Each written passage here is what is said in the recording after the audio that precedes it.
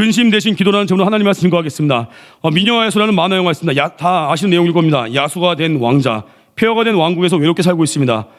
20살 되던 해에 진정한 사랑 빠지지 못하면 그 왕자는 일평생 야수로 살아야 합니다. 기회가 왔습니다. 왕국에 사로잡힌 미녀 벨의 마음속에 왕자를 향한 마음이 꿈틀리기 시작했습니다. 왕자는 미녀에게 모든 친절을 베풀었습니다. 미녀가 자기 아버지 모습 보고 싶다고 합니다. 마술 거울을 보여줬는데 처량한 신사가 된 아버지를 봅니다. 아버지에게 가야겠다고 합니다. 왕자는 미녀를 보내줍니다. 마술이 풀리길 기대했던 신하들, 지금은 원래 사람이었다가 주전자, 시계, 촛대로 변한 신하들이 왕자에게 묻습니다. 미녀와 사랑에 입맞춤만 하면 모두가 다 사람으로 돌아가는데 왕자에게 묻는 거예요. 당황해서. 어떻게 되었습니까? 왕자가 대답합니다. 나는 벨이 집으로 돌아가도록 허락했다. 신하들이 막 경악하는 거예요. 아니 왜 그러셨습니까? 왕자의 대답입니다. 내가 그녀를 사랑하기 때문이다. 참된 사랑은 상대방을 구속하는 게 아닙니다. 기다려주는 것입니다. 자발적인 마음들, 자원하는 마음이 올 때까지 때로는 비켜설 줄 알고 물러설 줄 아는 것입니다. 탕자 아버지는 둘째 아들이 고생할 것을 알았지만 실패할 자유를 주었습니다. 사랑 때문입니다. 노예가 아니라 자유인으로 돌아오기 바란 겁니다. 기다림이죠. 오늘은 통제의 우상입니다. 내가 만드신 네 번째 시간인데 통제의 우상, 반대가 자유를 주는 거겠죠. 어떤 상황을 지배하고 조종하는 능력을 통제력이라고 합니다. 중요한 것입니다. 경찰도 공권력이 있어야겠죠. 통제력이 있어야겠죠. 공권력이 없으면 사회가 혼란에 빠지잖아요. 감정 통제도 할 줄 알죠. 요즘 분노 조절 장애가 많다고 하는데 감정도 다스려야 됩니다. 말씀 안에서. 통제력은 유익한 것인데 이것이 너무 과도한 의미가 부여되면 문제가 된다는 거예요. 통제의 우상. 우리는 그럴 때 있어요. 어떤 분야는 내가 장악해야만 내 존재가 가치 있다고 착각할 때가 있습니다. 과도하게 통제하고 통제 못할까 봐 걱정한다는 거예요. 특별히 유능한 부모들이나 성공한 지도자, 완벽주의 성향 가진 자들에게 이러한 모습이 나올 때 있다는 거예요. 통제의 우상이 꿈틀댄다는 거예요. 본문 통해서 세 가지 메시지 차례대로 증거하겠습니다. 첫 번째가 통제의 허상이라는 거예요. 우린 내일 일 모르거든요. 사람들은 통제에 대한 환상을 품고 있습니다. 나는 잘 통제할 수 있다. 내가 통제할게 라는 그 마음 품고 있는 거예요. 본문에 나온 사람이 그렇습니다. 13절 보니까 들으라 너희 중에 말하기를 오늘이나 내일이나 우리가 어떤 도시에 가서 거기서 1년을 머물며 장사하여 이익을 보리라 하는 자들아. 1년간 다른 도시에 가서 사업해서 돈 벌겠다고 합니다. 자기 손 안에 있다고 믿는 거예요. 이 사람의 환상에 대해 성경은 말합니다. 14절 내일을 알지 못하는도다. 내일은 우리 통제에 없다는 것입니다. 미래의 불확실성. 전도서 3장 11절 보니까 하나님이 하시는 일의 시종을 사람으로 측량할 수 없게 하셨도다.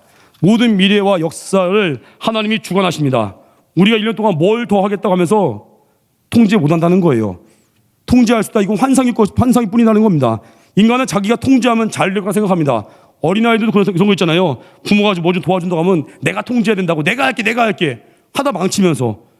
여러분 재수생도 보면요. 단과반 좋아하는 재수생들이 있어요. 내가 통제할 거야. 내가 스스로를 통제할 거야. 통제 못합니다. 스스로 계획 짰다가 나중에 자체 종강해버려요.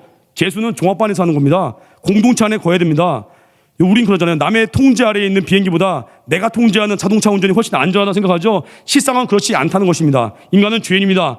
통제가 주는 자율성의 환상에서 벗어나야 되는 거예요. 내가 통제할 때의 결말 13절에서 17절까지인데 핵심이 뭐예요? 선한 일이 무엇인지 알면서도 하지 않으면 그것은 그에게 죄가 됩니다. 세 번역 성경인데 우리는 우쭐 내며 자랑한다는 거예요. 그래서 선한 일을 놓쳐버릴 때가 있다는 거예요. 선한 일이 왔는데 그 길 놓쳐버려요. 내가 다 통제한다고 하니까 나만의 삶을 산다고 하면서. 성경은 부르심입니다.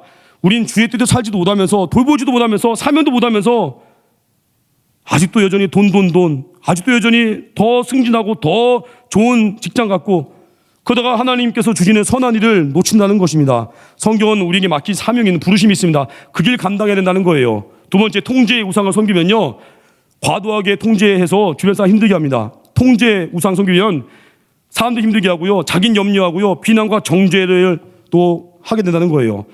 SF 영화 중에서 마이너리티 리포트, 탐 크루즈 주연이죠. 범죄가 일어나기 전에 범죄를 예측해서 범죄자를 단죄하는 최첨단의 치안 시스템입니다. 근데 그 과정에 시스템 오류가 생기고 탐 크루즈가 공경에 처합니다. 한마디로 통제가 우상되는 시대. 통제를 과도하게 하죠. 효율적인 것 같죠. 그렇지 않다는 걸 영화에서 보여주는 거예요. 또한 통제가 늘어나면 염려합니다. 통제가 우상인 사람은요 염려해요. 자녀가 잠시라도 연락 안 되면 불안하고 데이트 폭력이 일어나고, 또한 통제하려고 하면요 비난과 정죄합니다. 자기 뜻대로 안 되면 막 비난하고 공격하는 거예요. 베트남 하노이의 최고의 공립학교 암스테르담 고등학교 이야기, 거기 이야기인데 그 학교 다니는 한 명문고 학생, 암스테르담 고등학교예요. 수재인데 부모의 기대를 한 몸에 받습니다. 근데 아버지가 아들에 대해서 너무 과잉 통제한 거예요. 감시하려고 CCTV를 설치했습니다. 어느 날 아버지가 아들에게 너 왜 숙제 안 했어? 묻습니다. 따집니다. 지적을 했습니다. 그랬더니 아들이 지쳤습니다. 일어나서 베란다로 갑니다. 그랬더니 아버지가 화가 나서 너 여기 앉지 왜 거기 가서 빨리 와? 아들이 아빠에게 말합니다. 아빠, 거기 책상에 내 노트에 쓰인 글 좀 보세요. 뭔데? 아버지가 그 글을 읽는 순간 확인한 아들이 베란다 밖으로 뛰어내렸습니다. 그 노트에 이렇게 쓰여 있습니다. 제가 했거나 앞으로 할 황당한 행동에 대해 정말 죄송합니다. 정말이지 인생은 너무 힘듭니다. 충동적한 생각 아니고 오랫동안 생각해 왔습니다.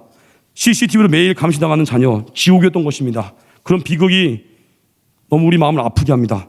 통제하니까 삶을 지옥 만드는 거죠. 통제의 우상이 주는 결말이 이렇습니다.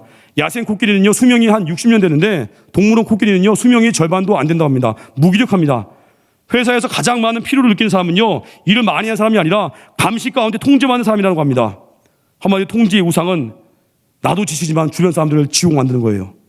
특히 내면이 불안정할 때 통제의 우상이 심화된다고 합니다. 자기가 불안하니까 다른 사람들을 억압해서 내가 대우받는 걸 그걸 즐기고 있다는 거예요.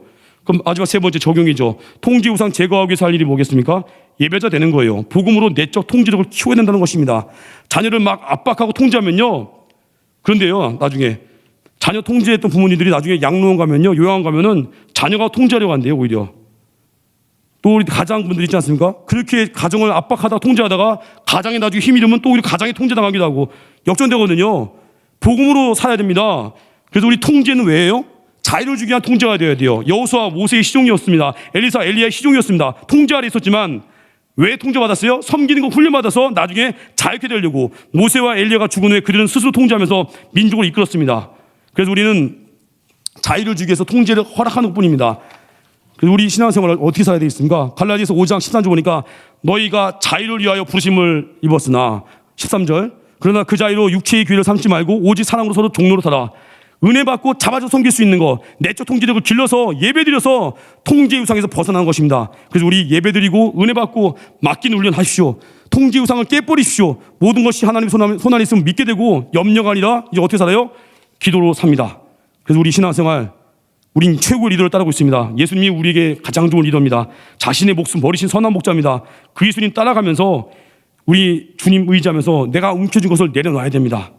그래서 우리 신앙생활 예배드리면서 우리 내일을 모릅니다. 주님의 통제권 안에 들어가십시오.